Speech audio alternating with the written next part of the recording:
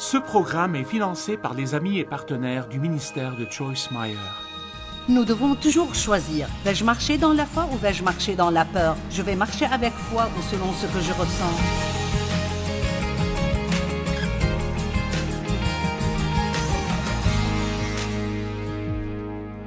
Il y a la foi et il y a la peur.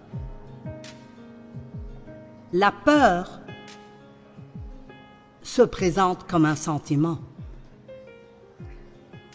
Mais le mot peur signifie en réalité prendre la fuite ou s'enfuir.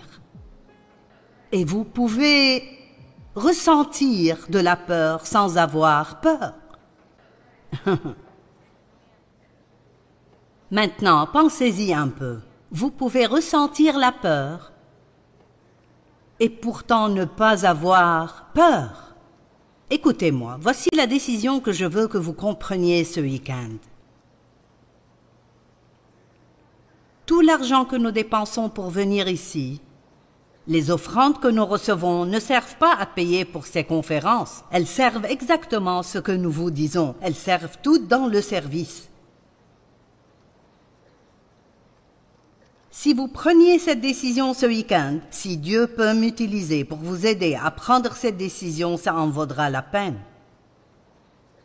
Et voici ce que je veux que vous décidiez. Allez-vous continuer à laisser vos sentiments être la base sur laquelle vous prenez des décisions? Ou allez-vous aller au-delà, vivre au-delà de vos sentiments et vivre selon la parole de Dieu?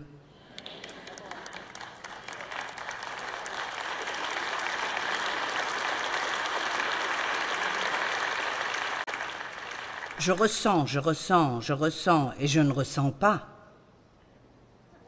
Les émotions sont l'ennemi numéro 1 du croyant, à part le diable, mais il utilise les émotions, les sentiments,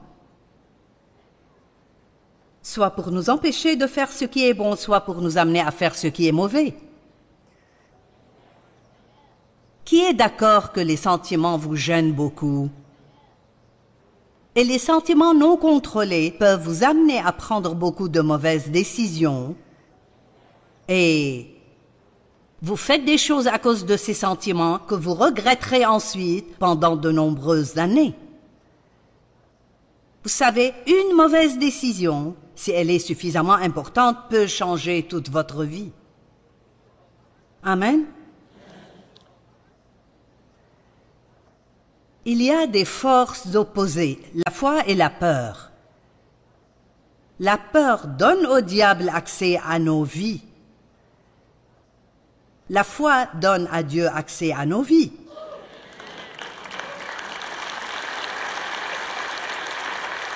Je vais le répéter, je n'ai pas l'intention de me dépêcher, je veux que vous compreniez ceci. La peur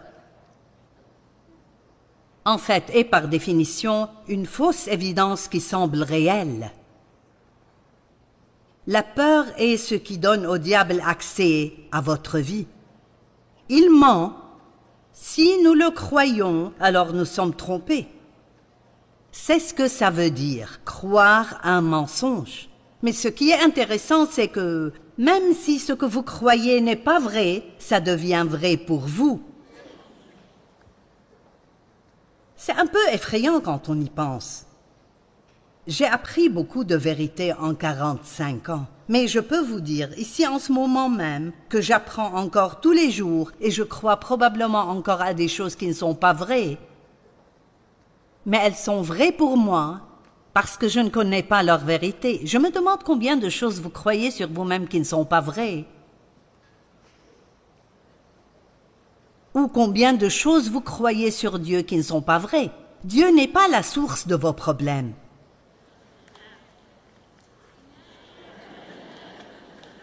Et quand quelque chose de mauvais arrive dans votre vie, ce n'est pas parce que Dieu est en colère contre vous. Croyez-le ou non, les bons prédicateurs ne cherchent pas à prendre votre argent.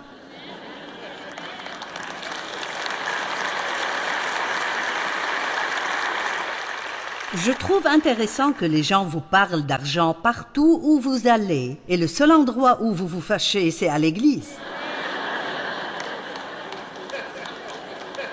Nous avons mangé au restaurant aujourd'hui et ils nous ont amené l'addition. Tout ce que nous vous demandons, c'est de donner quelque chose pour aider quelqu'un d'autre dans le monde. Pourquoi les gens payent-ils entre 60 et 75 $ pour aller à un concert? Sans y penser, mais quand quelqu'un vous donne une parole qui change votre vie, ils veulent votre argent, ils parlent à nouveau d'argent.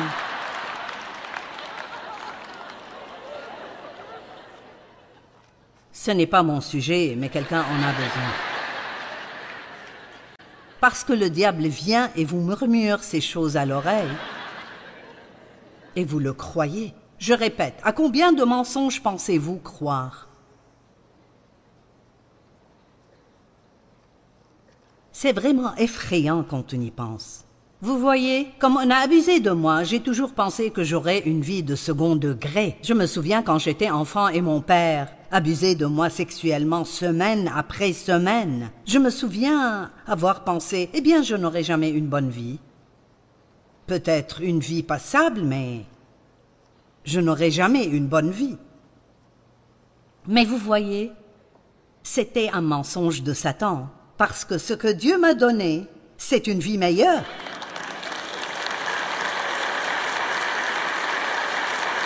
Je veux dire, sérieusement, non seulement je n'ai pas eu une mauvaise vie à cause de ça, mais Dieu a pris ce que Satan voulait faire pour le mal et l'a transformé en quelque chose de bien. Et j'ai pu l'utiliser pour aider des millions partout dans le monde.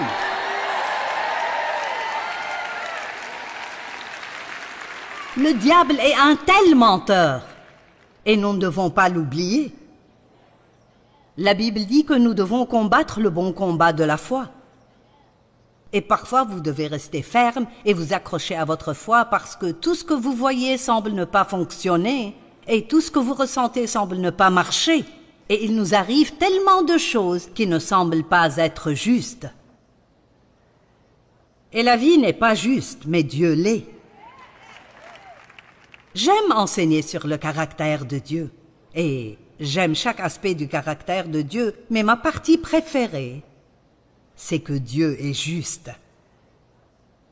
Et cela veut dire qu'il transforme le mauvais en bon. J'aime ça. Donc, voyez-vous, les gens ne peuvent pas vous maltraiter et s'en sortir comme ça.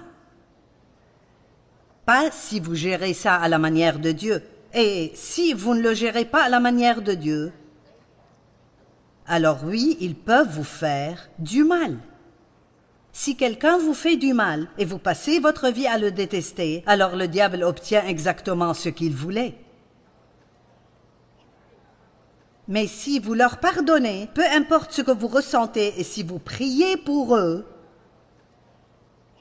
et si vous les bénissez, vous irez même jusqu'à les aider s'ils ont besoin d'aide. Un ennemi. Aider un ennemi. Je veux dire, n'est-ce pas stupide? Mais nous vivons dans ce qui semble être un royaume à l'envers qui est en réalité à l'endroit. Les derniers seront premiers et les premiers seront derniers. Si vous voulez plus d'argent, vous devez donner. Essayez de comprendre certaines de ces choses dans votre pensée. Vous deviendrez fou en essayant de tout comprendre. Ou vous arrivez à dire, écoutez, je n'essaye plus de comprendre quoi que ce soit, mon Dieu, je le crois simplement. C'est tout. Amen. Et j'aime le fait que Dieu est juste. Je l'ai vu prendre tellement de choses dans ma vie qui étaient injustes et en faire quelque chose de bien. Et il fera la même chose pour vous, mais pas si vous êtes amer, si vous êtes susceptible et si vous vous sentez désolé pour vous-même. Écoutez, tout le monde a été blessé. Tout le monde a été blessé. Tout le monde a subi une perte. Tout le monde a vécu des choses injustes. Et si vous êtes arrivé ici et vous vous apitoyez sur votre sort parce que votre vie n'est pas comme vous le pensiez, alors je vous supplie d'arrêter ce soir. Arrêtez de vous apitoyer sur vous-même. Dites simplement au diable, non merci, je change ma vie, je vais être reconnaissant et remercier Dieu pour ce qu'il a fait dans ma vie.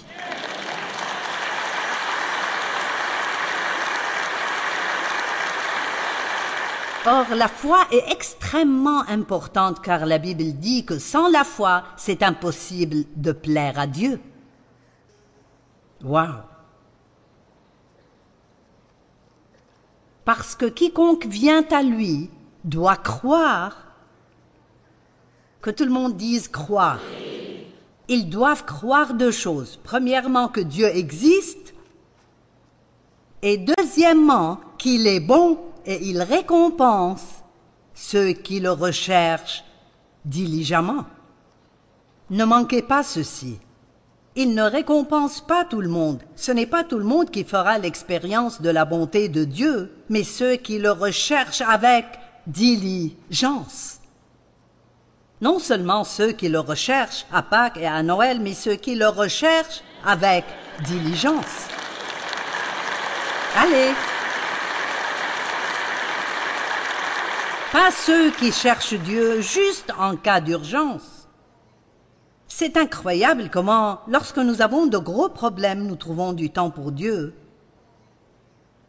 Et comment nous sommes trop occupés le reste du temps quand les choses vont bien. Oh, si nous pouvions simplement apprendre que nous sommes tout le temps désespérés. Sans foi, il est impossible de plaire à Dieu. Sans foi, nous ne pouvons pas recevoir et suivre le bon plan de Dieu pour notre vie. Dieu a déjà un bon plan pour votre vie. C'est déjà le cas. Avant même que vous arriviez sur la planète Terre, Dieu a prévu une vie des plus incroyables et des plus stupéfiantes pour vous si vous la vivez. Et la façon dont vous y parvenez est d'apprendre ce livre merveilleux que j'aime de tout mon cœur. Apprendre ce qu'il contient et faire ce qu'il dit. Le plan de Dieu est si simple qu'un enfant de 2 ans pourrait le comprendre. Lisez-le, croyez-le, faites-le.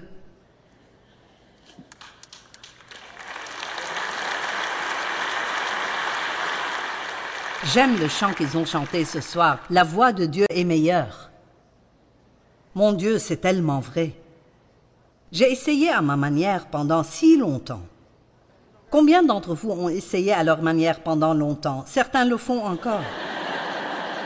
Et c'est pourquoi vous êtes ici ce soir. Devinez quoi? Votre solution ne marchera pas et Dieu ne changera pas d'avis. Et il ne s'apitoiera pas sur vous.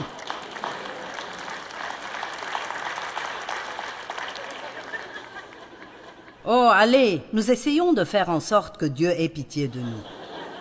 Eh bien, mon Dieu, je n'en peux plus. Mon Dieu, je vais juste abandonner. Non, vous ne le ferez pas. Qu'est-il arrivé à mon joli verre en cristal?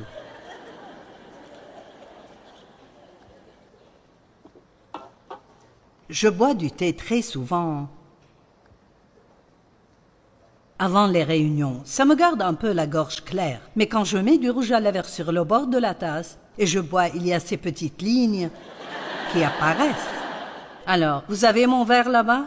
Alors, ma brillante équipe m'a fait fabriquer un gobelet.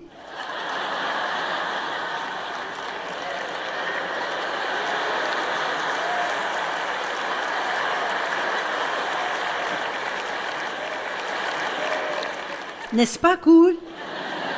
J'ai dit, vous pouvez trouver n'importe quoi sur Internet. N'importe quoi. Donc, j'ai un gobelet.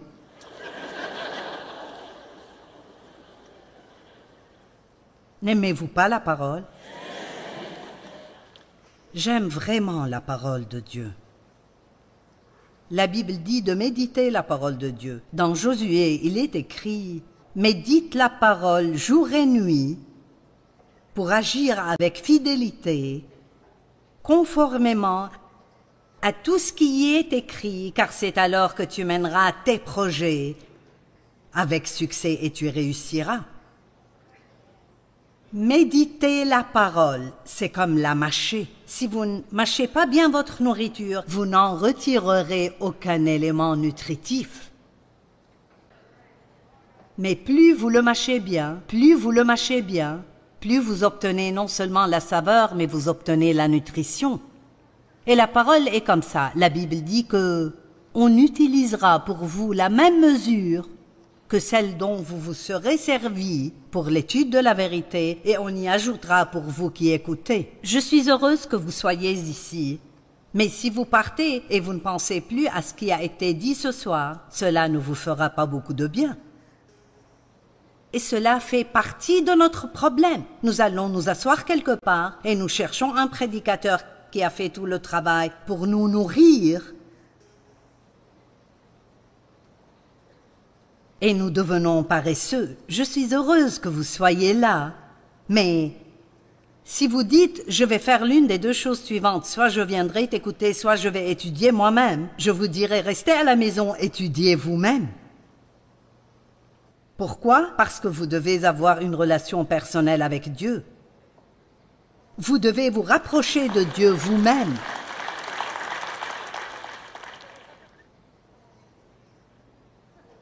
Passez du temps à penser à la parole, à méditer la parole, à la ruminer encore et encore dans votre pensée. Tout ce temps que vous avez lorsque votre pensée erre là où elle ne devrait pas aller, pensez simplement à la parole. Ruminez l'écriture encore et encore dans votre esprit. Vous avez plus de choses en vous que vous ne pourriez même l'imaginer. Si je voulais commencer à le faire, je pourrais me tenir ici et citer les Écritures le reste de la nuit. Non pas parce que je les ai mémorisées, mais parce que je les ai en moi. Et la Bible dit que le Saint-Esprit fera sortir de nous ces vérités lorsque nous en aurons besoin.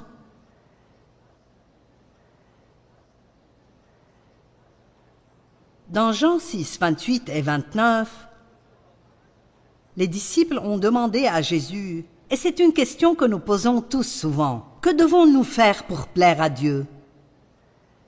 Que devons-nous faire pour accomplir les œuvres de Dieu? Et Jésus a répondu, voici l'œuvre que Dieu vous demande de faire, c'est que vous croyez en celui qu'il a envoyé. Ce ne sont pas nos œuvres que Dieu recherche.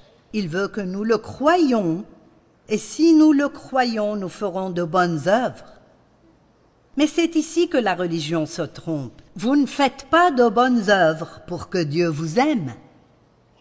Vous recevez son amour comme un don gratuit, et puis vous voulez faire de bonnes œuvres parce que vous l'aimez et parce qu'il vous aime.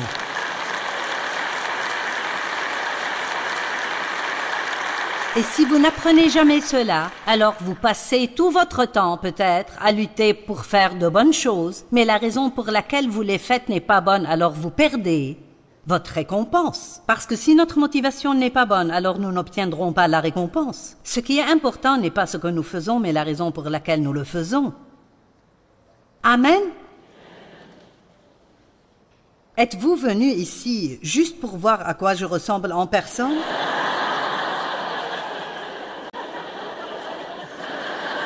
On dirait que c'est le cas pour certains. Maintenant que vous l'avez fait, apprenez quelque chose.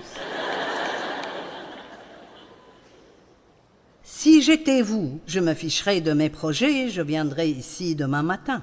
Je passerai la journée, je resterai ici et je serai là dans l'après-midi. Ça rendra le diable fou. Dites, je vais apprendre, je vais grandir, je vais être un chrétien fort, je vais te faire payer pour tout ce que tu m'as fait.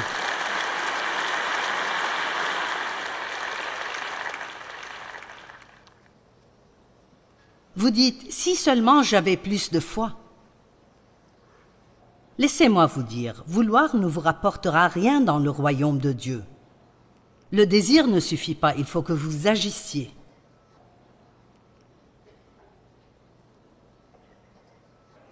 Vous avez toute la foi dont vous avez besoin. Chacun d'entre vous a toute la foi dont il a besoin pour faire quoi que ce soit et tout ce que Dieu vous a demandé de faire. Et vous avez toute la foi dont vous avez besoin pour traverser tout ce que cette vie vous réserve.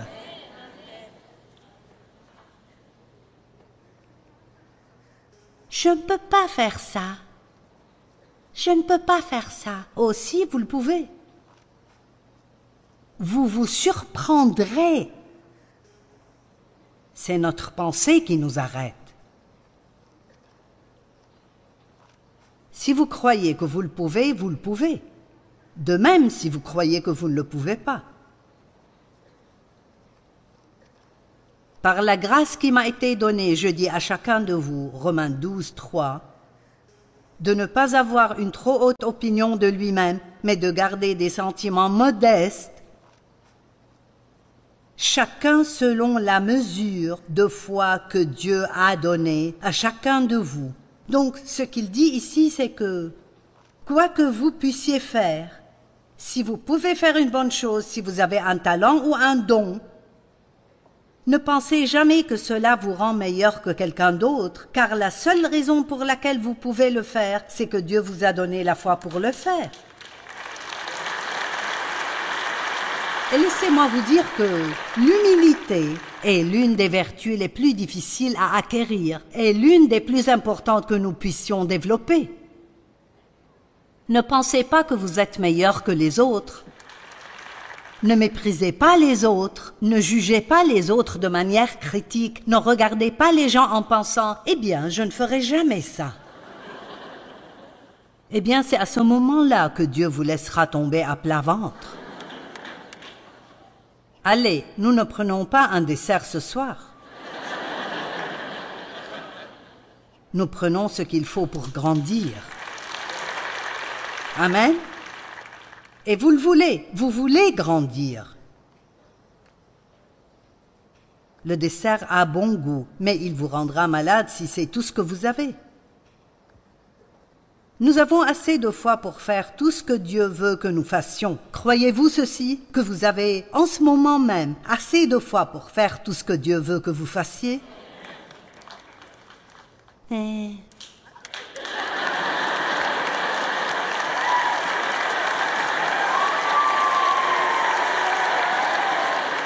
J'ai dit que vous avez assez de foi pour faire tout ce que Dieu veut que vous fassiez.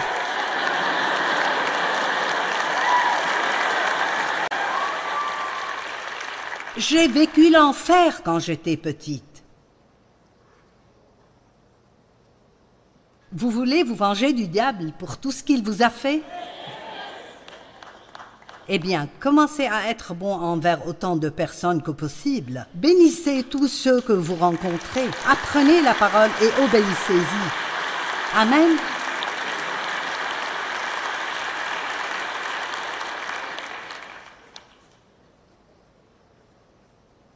Mais nous devons choisir de marcher dans la foi.